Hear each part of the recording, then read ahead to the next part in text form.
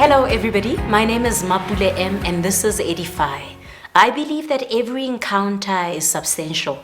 I'm sitting here with virtuous women of God. Ladies, can you please just introduce yourselves to our viewers who want to know who you are? I'll start right here. Hello viewers, my name is Mama Angela Jenna. I'm a pastor, I'm a pastor's wife, and I'm also a businesswoman. Okay.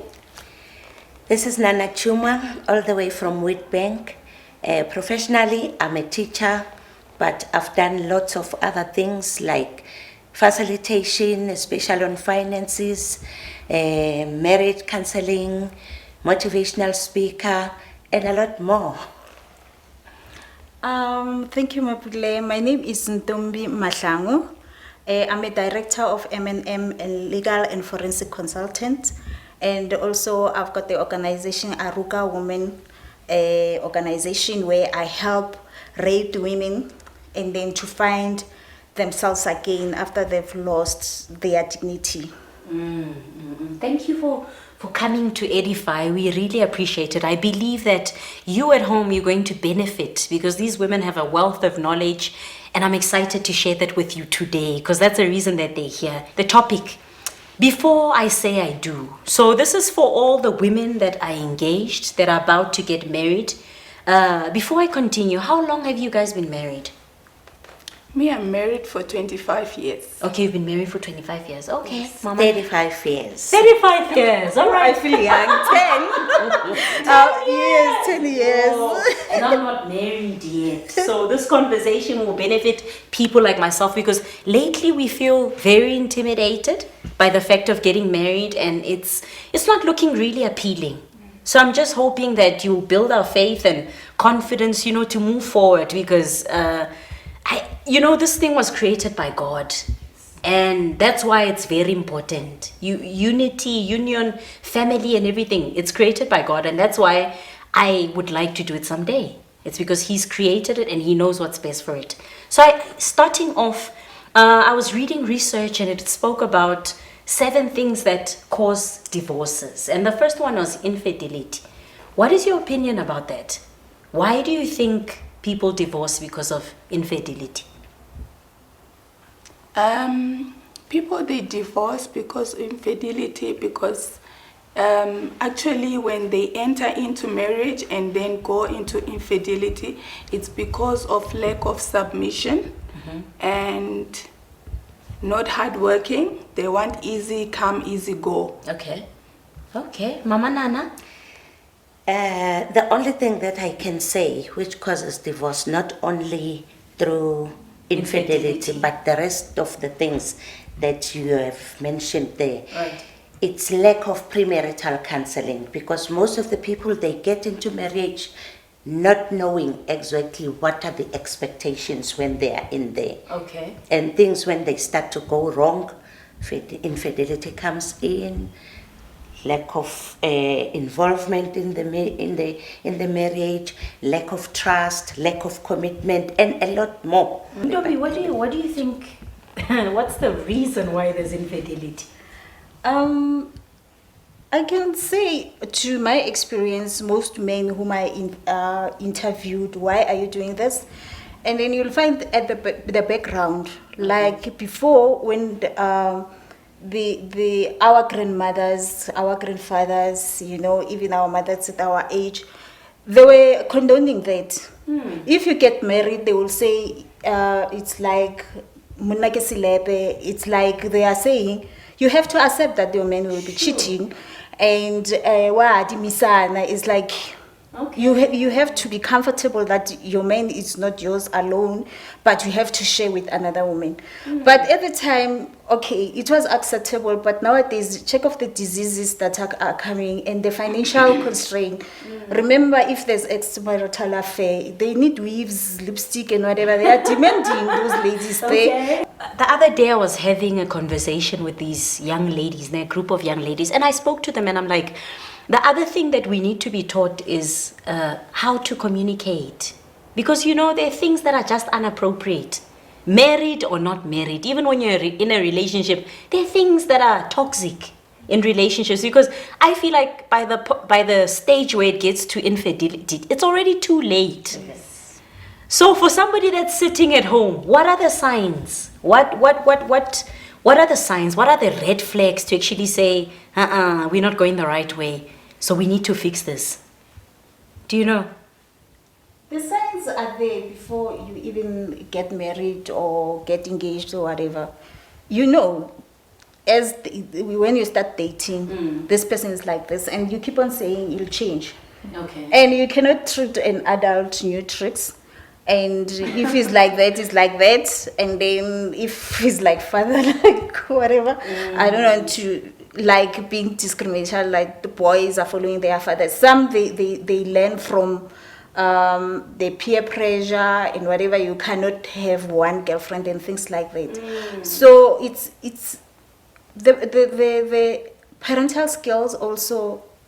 And most of the boys nowadays, you'll find that they grow up without fathers, so there's no guidance. Okay. So how do we fix this? How do we change this? Because there needs to be a starting point, or for a mom that's raising a son, you know, there must be things that we can do to change this thing that keeps repeating itself generation after generation, because it's affecting a lot of homes. What do you think? It really is. That's why I said at the beginning, the fundamental issue here, it's lack of counseling. Because when you go for counseling, you address all those things. Most of the things we are talking about here, finances, divorce. How does it come to a divorce? Because when people get married, there is a honeymoon stage, Right. which everyone likes. You see it, honeymoon, darling, how are you? Darling, get me that. But as time goes on, things begin to change. Right. And the honeymoon stage gets over. Sure. And then you should be in an adjusting situation where you have to bring problems in. No matter what problems they are. They could be finances, they could be communication, but all those things are addressed when you do premarital counseling. And sometimes I get so worried when the people say, we've just had marital counseling for 2 hours with the pastor.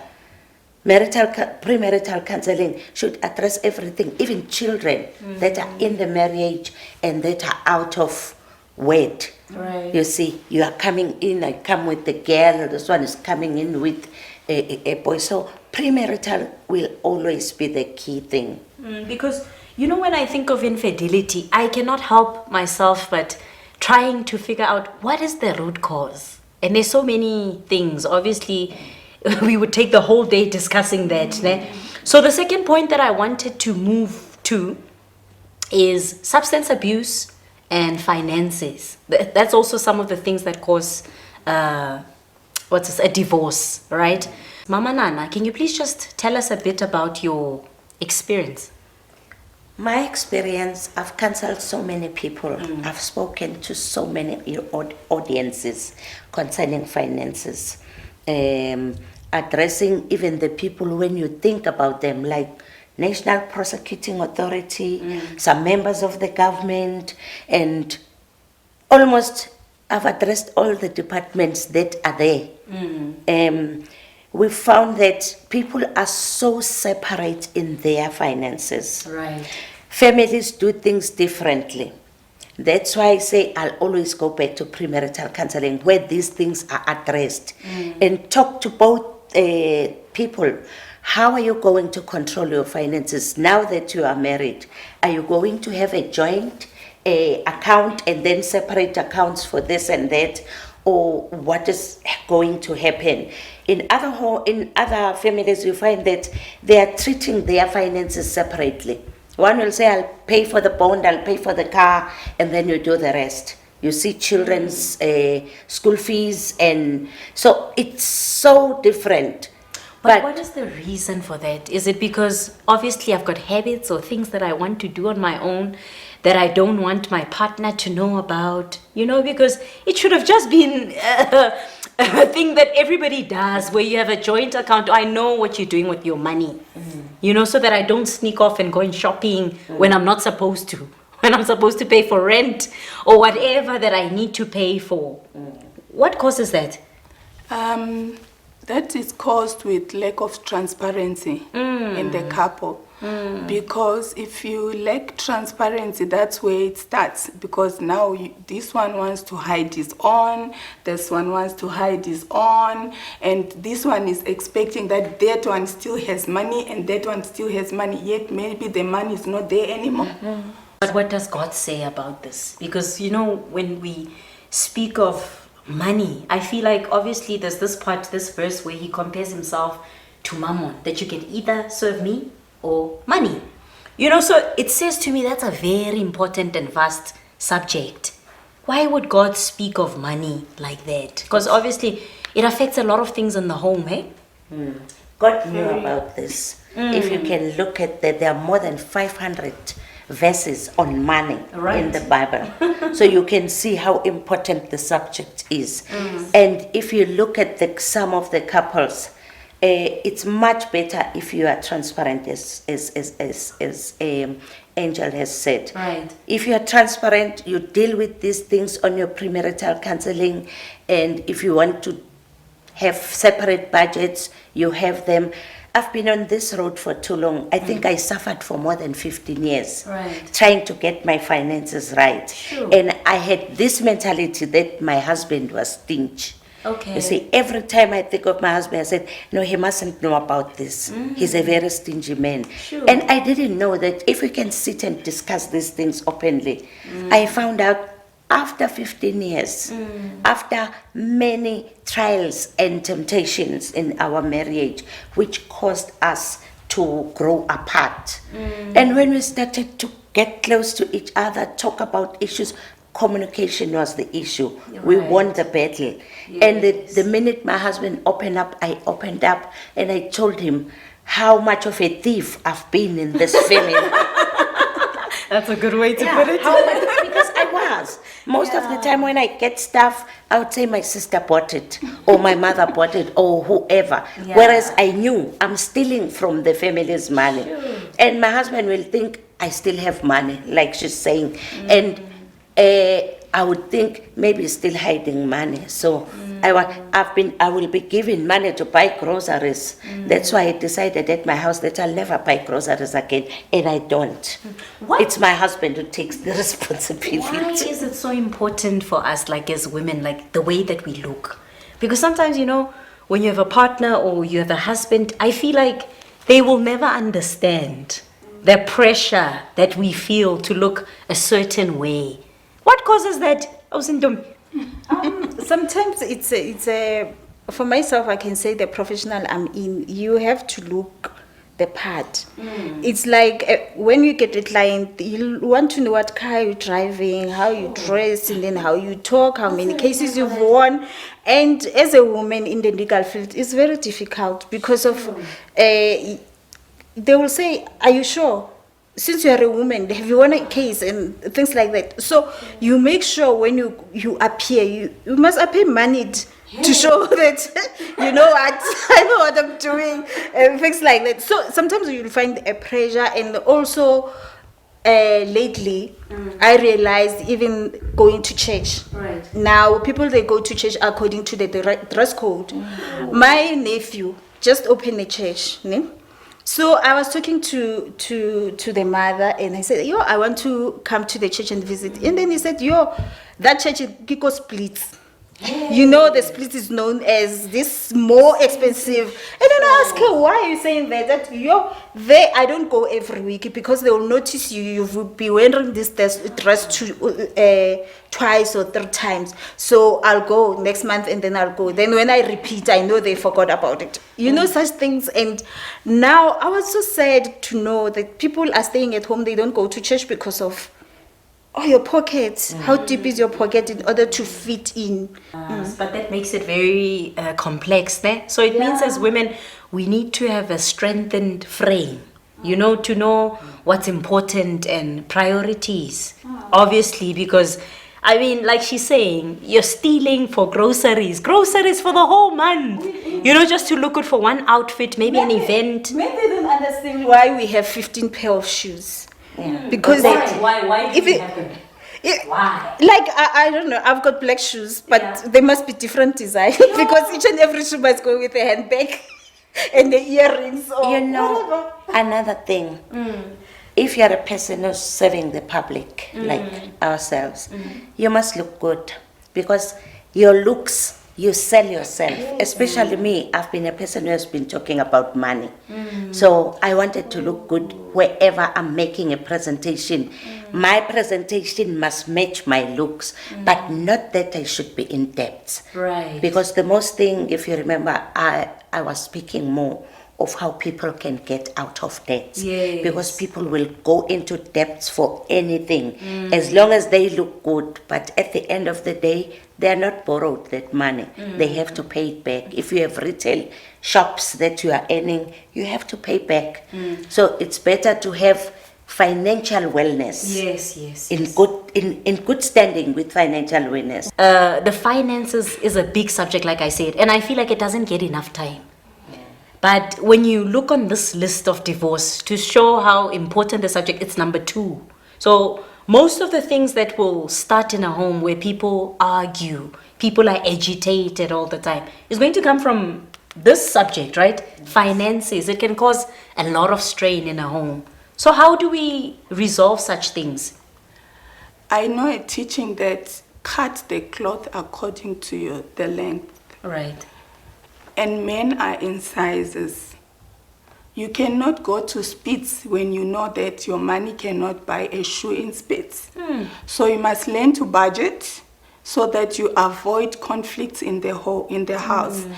Because the moment you want to go to buy your groceries in Woolies, and yet you can go and buy your groceries in ShopRite. They don't taste the same. I'm sorry to say that. But it depends with your pocket. I understand what you're saying. Food is food. It's like right now, as Nana was saying, you don't just do things without the marital teachings and everything. You must learn from there. Let the foundation be made properly. Take it from the foundation of the marital status. Go with it slowly by slowly, and then you see that you won't have much problems in your marriage. For instance, you might have your husband or your partner with a lower salary than yours. And then, because you've got high salary, you want to spend it all. No. It must be transparency. His money here, your money there. You budget. You go through it. You buy your things according to your money. I understand what you're saying. And then, which brings me to my next point, where in terms of submission, you know, I've heard that word so many times, but I still feel like I don't understand it thoroughly, you know, moving into marriage. What is submission? Because, you know, the reason I'm speaking about submission is because when you spoke now, when you said that just because you earn a lot, I felt like you were saying you still need to submit to the rules of this family and go according to what you are supposed to be doing as a unit. So what is submission? Submission. And how do we teach it? Exactly. Because biblically, submission is expected from both of you. Right. The husband must, I like when Paul speaks to Colossians, because he says, submit to one another, which means that the husband must submit to the wife, and the wife must. Actually, that alone could solve this budget a problem, because if you submit to each other, even if I'm a woman and I'm earning more than, I've been there where I used to earn more than my husband, Right. but I never took advantage of that. Like I said, for 15 years, I took advantage of that. But I came to realize that this is causing more friction, which could lead us to a divorce. And the minute I started to submit and him submitting, I said, oh, I have a great man in the house. He gives me pocket money when we have all said and done and divided amongst the family responsibilities. I always have money to take care of what I want. So submission is not that you should be a foolish woman with your brain closed and accept whatever the man says. But it's we about both teamwork. have a responsibility as a team, and once you get that one right, your marriage, you are far from divorce. For the people that are about to get married, there's contractual agreements that happen. Tell us more about that because we need information. Yeah, really the contracts, marriage contract that you enter into before marriage. Right. The antenuptial contract, and then which they call it ANC, and then there's a pre-antenuptial contract, and then the post one. Right. So the pre ones is the ones that you do before marriage, and then the post one is after marriage. Okay. So all of them, they are called the antenuptial contract. Right. So what you do before marriage, in order to avoid things like the finances and then the disagreement between families, and to decide if maybe the person you are getting married to is bringing children into marriage, or yourself, or your divorcee, and things like that. So it lays a foundation. This is what I bring into marriage, and this is what you bring into marriage. Right. So then we must have a level ground. How do we continue from here? What type of marriage do we want? So you'll talk about those things antenuptial. Right. So after that, after you've drafted your contract, it must be done by a notary and then be registered with the deeds office. Right. And then after that, you get married. So in marriage, there's the in community of property, out of community of property. And then there's the in community of property. It also includes the customary marriage. So there's a civil marriage, there's a civil union, and the customary marriage. And then there's out of community of property with accrual, and then there's out of community of property without accrual. Right. Say the out of community of property without accrual, it's where whatever is yours, it's yours. Whatever is mine, it's mine. Right. We don't share anything, even though we can get divorce or death. So we don't share anything. And then there will be one with accrual. That one, it's you protect whatever you have before marriage. Then that one, you can say it doesn't form part of the estate after marriage. Okay. So, and then even myself, I will say this one, I don't want to be part of marriage. Let's say, for example, I get married, I'm established already, I've got my own house, I've got the car, I've got investment and things like that. Right. So I protect that.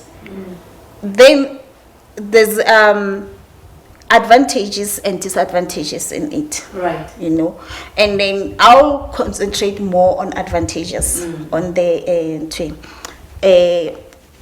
married out of community of property with accrual. Right. So advantages is, let's say for example, I'm a driver of a car. You can be involved in the accident, and then the other party sue you. If you are married in community of property, automatically your partner is involved in your debts.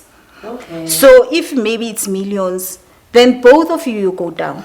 Okay. But if you've got the antenuptial contract which separates the assets, then he's sued alone, or I am sued alone. Okay. So when he goes down, I'll be able to help him. Not everybody will go It down. won't affect the home. Yeah, it won't affect the home as a whole. So that's the advantage of it. Give us one disadvantage. Let's say, for example, another party doesn't have anything Right. to put on your table, and you are protecting your assets. Right. And then at the end of the day, the other party lose everything. So, which means it's a nil on the marriage. It doesn't contribute anything. Okay. And even after the marriage, there's nothing that is going to get. So you come to marriage empty-handed, you go out empty-handed. And while you've contributed to marriage, by to stay home dad or housewife, it doesn't mean you didn't contribute in the marriage. You do contribute by supporting your partner. So if it's totally out of community of property, then you come in the marriage. Let's say you are fresh from school, you didn't contribute anything, and then from there you stay as a housewife. At the end of the day, you benefit nothing. There are things that are excluded from the if you are marrying out of community of property with accrual. That whether you decided whatever we have during marriage will be shared equally, but these ones you cannot share. Like for example, the inheritance, the donations, money for stock files, things like that. So it's yours. That cannot form part of the assets. Okay. No, I understand. So this has a lot to do with assets. Why is that the only thing? No, you know, because I was about to come to Mama Angel and ask, why does the church usually just encourage people to marry in community of property? What do you think that is the reason? I'm opening it up to everybody that wants to speak. I think because they need the family to be at peace as in future to be equal. Okay. Yes, because most marriages, like in future, if you don't have anything, it's like you are going down. Seriously? So it's better to have everything shared equally. Okay. And then everything will be okay. Also, that's the reason why, because it feels like when you don't do it like that, then somebody has an upper hand. Yes. Coming into the marriage. Yes. Mama Nana, you're smiling. Like family. No, What is your opinion? I'm smiling when it comes to because this? I've been there. Right. I married in community of property. And the way we suffered with my husband, I had a business. I was running a business, Right. and he was in the pastorate. Okay. So when my business went down, the whole family suffered. Sure. When they started to take everything, my husband Repossessing. suffers. Yes, Okay. my husband suffered. My children experienced a lot of trauma. So they took everything, the house, the cars, everything. So when that happened, that was the biggest disadvantage of marrying in community of property. As a pastor, as my husband is a pastor and I am the pastor's wife, we always put things as Undombi has said them. These are the kinds of marriage, and we tell them the advantages and disadvantages, Yes. and bring in our own practical experience. We've suffered this. So it's not that if you marry out of community of property, maybe with accrual, You have plans of running you are not Christians enough. But what I've realized, most pastors, they force people that if Angel stated that a pastor, is it It's you? Ndombi, I think. It's that's Ndombi. earlier. Yeah, that her pastor the bishop wanted them to marry in community of property. So in a case like that, they leave these people with no other choice. A man shall leave his wife, his parents, cleave to his wife, and they shall be one. That is the fundamental that God wants. So leaving your parents, it's leaving your home, leaving all your family, and cleave. To cleave to this person, it means everything, Mapule, that you want.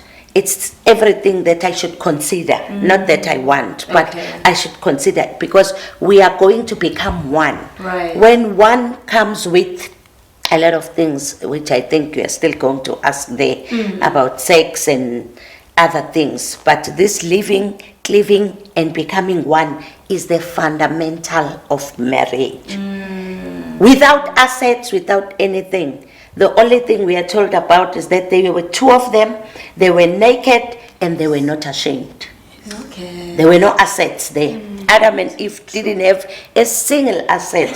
Their asset was the bushes and leaves and vegetation and all that. You know, sometimes when I look at especially young people and young women that are very independent, and I feel like sometimes they lose perspective in terms of what marriage is supposed to be. Because now it's about, I'm a lawyer, you're a doctor, and you know, I come as a lawyer into this relationship, and sometimes it makes it very complex. Because at the end of the day, you can't submit.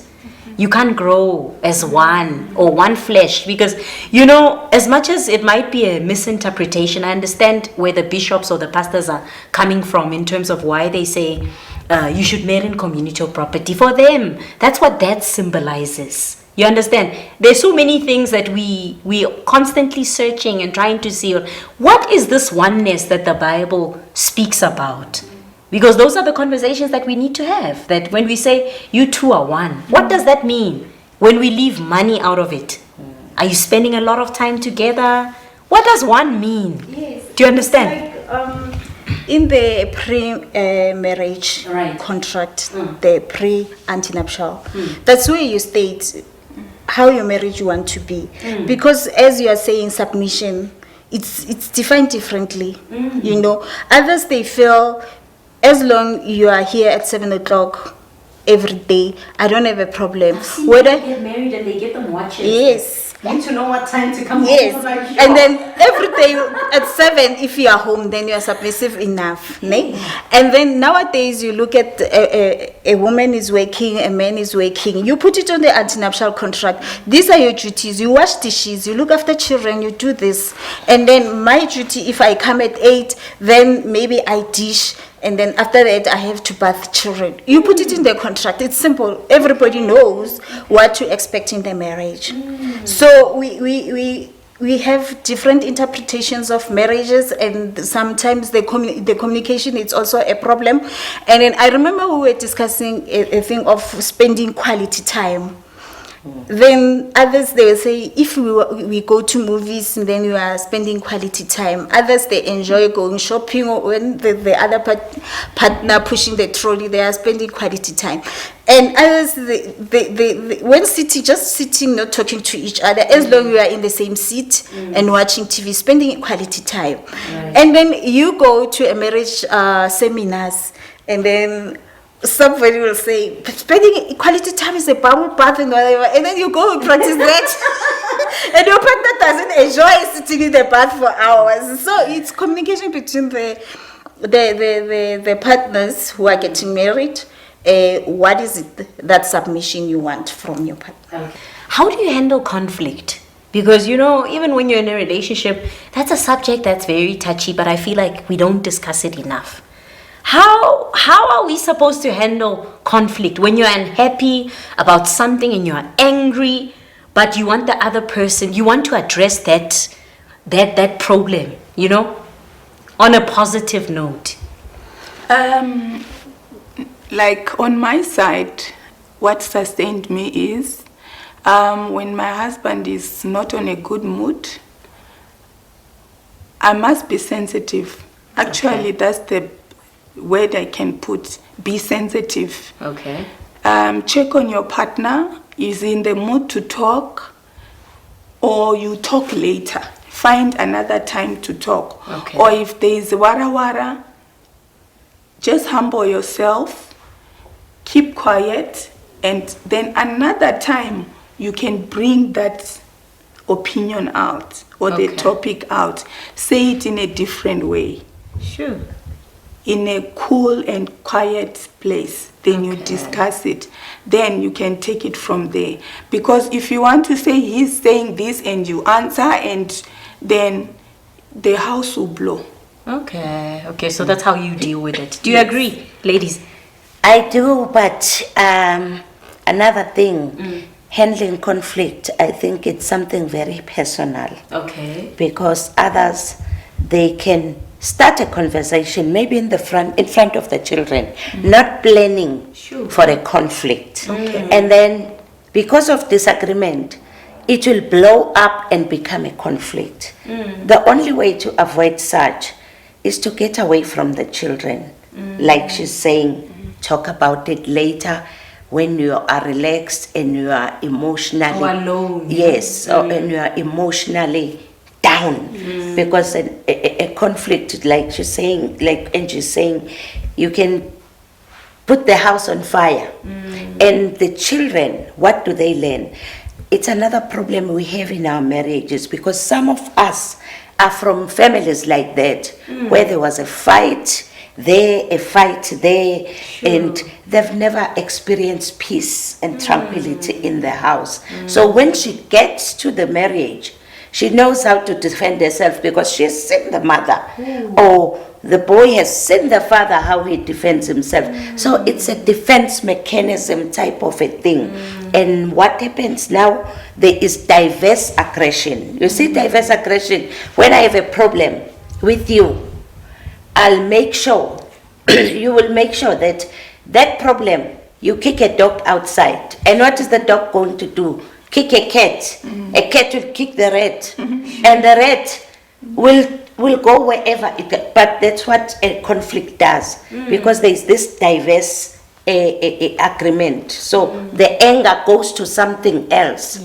Maybe not to you. Find yourself cutting a cabbage and cutting yourself. Why? It's because of the anger that is within you. You find there's a case that my husband was solving this week. This guy, because the way he was angry with the wife, he reversed on the wall, hit the wall with a brand new car. Hit the wall, and the car was messed up. And the car is about 2 weeks old. And now we must go and consult the insurance because of the mess that is diverse anger. Because you are directing your anger not to the person you are fighting with, but to something else. You can find yourself causing an accident or something like that. The last time I had a conversation with you, Ndombi, and I said that I think as much as, we can state all these things that cause divorce, communication seems to be the main thing that's a big problem. Because, there are things that we usually disagree upon. Like, I have friends, we disagree, but it never escalates to the point that it does sometimes with a partner. So that says that there's a certain way that we need to communicate with each other, ne? Right? It's not addressing the things immediately. So you keep on boiling up, and at the end of the day, you will explode. Sure. And that's very confusing. But she just spoke about how sometimes it's wise to let it slide for a while because she's not in a good mood. And you say the direct opposite, that you need to deal with it now. yeah, it depends from one couple It to depends. another. Okay. That's why I'm saying before marriage, you sit down and this is how our marriage will be. Okay. So it's like me and my husband. My husband is down to earth. He can say, I don't like that, and keep quiet. For me, I am a parrot. I can talk. And he's used to me, and then he'll say, my wife is crazy, but he can think. Because he knows this is how we communicate. And you'll find another man looking at me, this one is disrespecting the husband. Okay. And where else the husband is saying, say it out, let it be resolved now, so that there can be peace. You understand? And you have to know your partner, how you say things. Like, you cannot, when you are angry and start insulting and whatever, address the issue. And that's it. Do you know what's a So- common one? Bringing back the old things. It's I think that holding one up is things, usually just the yes. problem because most of the time you feel like you want to make your point and your point is not being addressed. So the best way is to bring all those old things and say, hey, this is my case. You see, this time and that time. Actually. No, there are things we don't address as women. Like, for me, I sat down with my husband to say, before menstruation, I can rent the house. So always I say, don't talk to me today, it's red. Okay. Yeah. Okay. I know I'm angry, but I don't know why. Okay. Am I angry? We've got that, and Okay. those are the things we don't talk about. That we just get moody and not knowing how. It's because of the hormones, we Yeesh. change and things like that. And then they expect you to be jolly every day. So for me, he knows. I said, don't tell me today. It's red. He knows whatever he's going to do, I'll be fighting for no reasons. Okay, continuing to speak about conflict. Now, there's this thing with the other women and how other women relate with your husband or your partner that can just irritate a woman. I don't know if it's being too touchy or whatever that the other woman can do. How do you Let deal me with tell things you like that? about that. All right. I'm very interested. For many years, I Yes. suffered. I don't know whether I would say, I think I was very jealous. Okay. I was very, very jealous, even in church. I didn't like my husband to talk long for another woman, Okay. especially unmarried ones, I used to be jealous and develop this anger, and you'll find me doing things that are not right. So Maybe when I did won't you tell change him. that? It took maybe 10 years. Yeah, a lot. Sure. Even when we were at the beach, going Right. to the beach, I would like him to swim and fall on other women. It was, to me, it was like he's doing it on purpose. He just wants to touch the bums of that woman. And I used to get so angry. I'll walk out of the beach, go get dressed, wash up, and sit in the car and let him do his thing. That was jealous. And what happens when it comes to bed? I will ignore him as if he's not there. And sometimes he would be angry and do the same. Can you believe it that sometimes we would go for 2 weeks without touching each other, looking at pastor and pastor's wife? Because some people think we are angels, we don't have problems. Emotions. I would look that side and he would look that side. Even if I try to touch him, you will see him moving away. And if I'm angry, I would do the same. He was punishing you back. So we were punishing ourselves.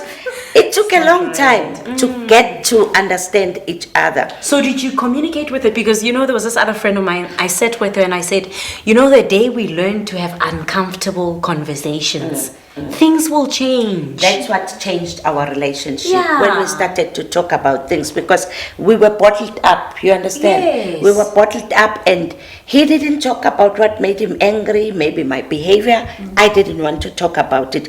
And when I slash out, or when he slashes out, we will open all the files. The 1983 file, the 1990 file, the 1919. You see, we will open files and speak ill things that you don't want to When hear. God speaks about forgiveness, not going He to will go bed to the angry. pulpit. Sure. My husband will go to the pulpit and preach and smiles with everyone. But when he comes into the house, he would just switch off. I would do the same. And that's the Go challenge. and minister. When I come back, I switch off.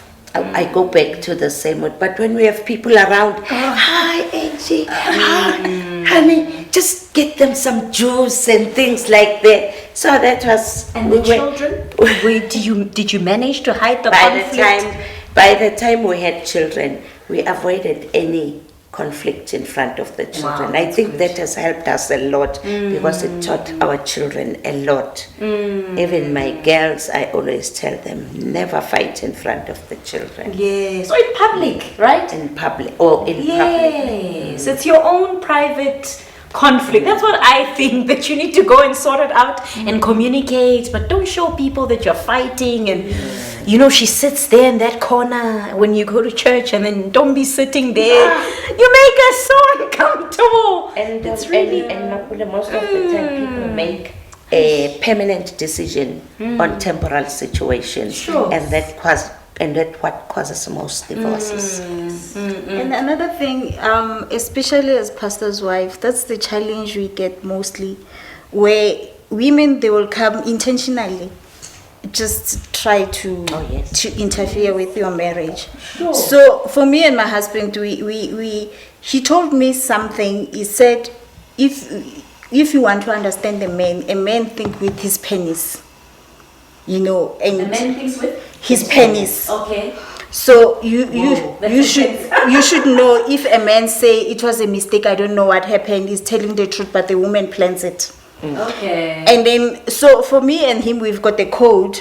If a sister comes too close and is uncomfortable, he'll sign for me, and then I'll come as if I want the car keys and whatever, in order to relieve him from taking him out of the situation. But it's communicating. Is communication. So we've got we call it 911 sign, where we'll show each other, hey, please rescue me, Okay, no, that's a very good one. I've never heard that before.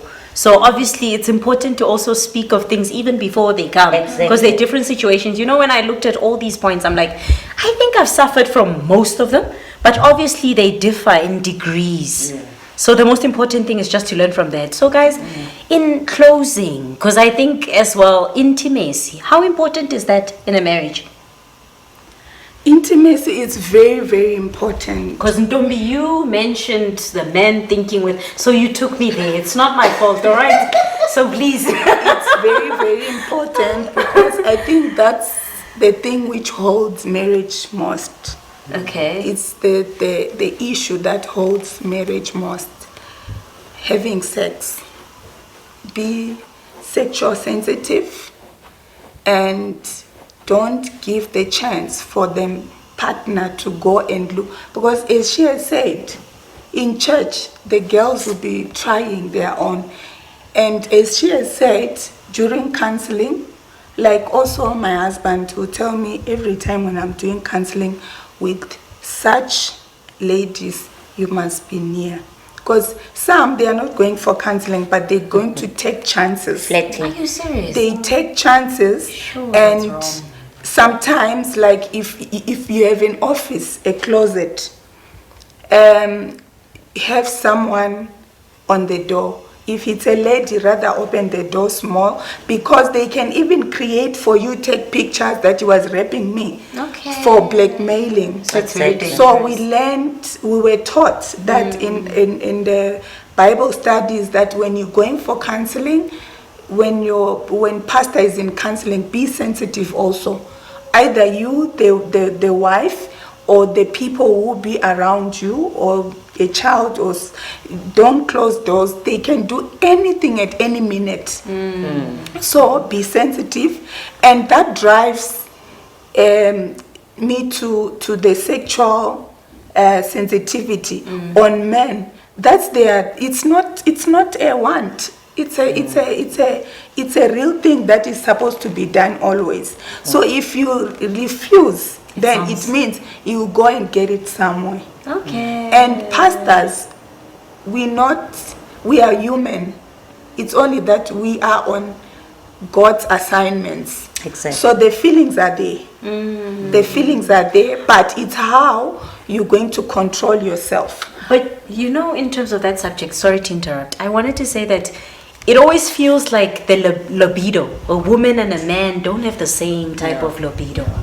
Their appetite is always just more higher and everything else. So is that the reason why there's a bit of challenges and all that? I've heard women talk about eating prawns and all that, and you could see that, you know, it becomes almost like a duty to assist because they don't have the same sexual appetite. Actually, the men have a higher libido. A man, he can just look at you and everything is done. But we women need to be caressed and do this and that. So it's very important to treat the sexual part as something very, very important. And we must not use sex as a weapon to fight with the husband. Sometimes he has made you angry. Like I said, for most part of my years, I used to do that. Put tights, sleep and face that side. But I had to grow from that. Marriage seminars helped us a lot. And during my time, we had very powerful women who used to teach us about marriage. There was one, Mama Daba, she's late, and Mama Katini. Those were women who were so strong and who were teaching us about. So fellowship is very important. And I think, you know, when you speak of fellowship these days, it just always feels like it's surface level. Why is it? You know, it never feels like when it comes to those gatherings that you get the details. Is it because of the nature of marriage being private? So even you people as Womamuruti, the pastors, you feel uncomfortable discussing certain subjects? I'm very open about that. Okay. Yes. Very I know. open. Like for me, since we got married, we're very open. Okay. My husband is very open. Me, I'm very open. Okay. And he taught me to be open. Okay. And I ask questions, and even in the bedroom, he will tell me exactly what you want me to do or where to touch you. So it helps for him to be satisfied and appreciative. Okay. And the other thing which I've learned is most ladies who are in marriages, or who has not yet been into, they experience sleeping around with lots of men. So when they came to marriage in their homes, they now suffer. Sure. They now comparing the boyfriend, the sixth boyfriend, or the first one, and their husband. So those are the consequences They are of not waiting. waiting. They are so dangerous. Okay. So that one, it's opening for divorce, because you're not used to what you are getting. But if you stick to God, put God in your life, be a prayer for somebody, pray and wait on the Lord for your marriage, you will not have so much consequences. And when you're pure, you don't even know the experience. Yes. Wow. If you okay. don't have that experience, everything will flow. Okay. Whether he's doing it good or not, it's good. Okay. You But don't know anything else. Yes. And maybe lastly, the only thing that always that always troubles me is what God says in Psalms 127, verse 1, where He said, "If the Lord build not the house, those who are building it are building it in vain." Okay. If the Lord is not the watchman of the house, those who are watching over that house, they are watching it in vain. That is the bottom line, because some of the things, the initiator of the marriage, the person who established marriage, the first marriage in the Garden of Eden, of Adam and Eve, it's God. And it was nothing else. And there were no assets, there was nothing there. It was only the two of them. And they were naked and they were not ashamed. If we could live that kind of life, this world could be a better place. Yes. And lastly, in conclusion, Mama Angel, for that woman that wants to divorce, what do you want to say to her? I can just say to the woman out there who is about to divorce, just hold on to God, bring God in your life, and be submissive, and be a lovable someone, be smart, be appreciative, and hold on to your marriage. The Lord will put you through. Okay, amen. And then Mama Nana, the woman that's already divorced, what do you say to that woman? Those are very sensitive people, and I have a number of them around me as a pastor's wife. Some are my best friends, and when that thing happens, I hate divorce like God hates it, because it really disrupts the whole family. And it's so painful for a woman who have boys, where the father is not there when the boy needs him, where he's going to be circumcised and he's asking advice from other people. It's such a sensitive thing.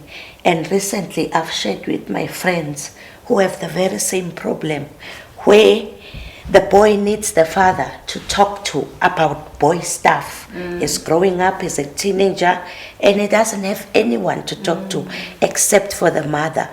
So those are people that we should take care of and take them to heart and understand what they are going through without the fathers, or the fathers without mothers. And Sis Ntombi, what do you want to say to that woman that is interfering with somebody's marriage? To those women, at the end of the day, you should know you are damaging yourself. It's not about your body, it's also affecting you psychologically and emotionally. Because every time you classify yourself as you have to always fit in, and then you always get what is left off. It's not exactly yours. So each and every person out there, God has a purpose with you. So each and every person has got his own partner. Wait for yours, pray upon God, and not to say you'll find they say olifitwa and why are you not getting married every time when there are family gatherings and things like that. Wait, God at the right time will give you the right person. Stop interfering with other people. Women, some get excited that yeah, she's crying, she did what. But at the end of the day, in your own corner, when the reality strike, then you know that I'm using myself. I'm using myself. No, thank you very much, ladies. I just wanted to say to all the viewers, love covers a multitude of sins. I don't know what you're going through, but I hope you've been encouraged, motivated, uplifted, and every encounter is substantial. And thank you for viewing in. We'll see you on the next episode. Goodbye.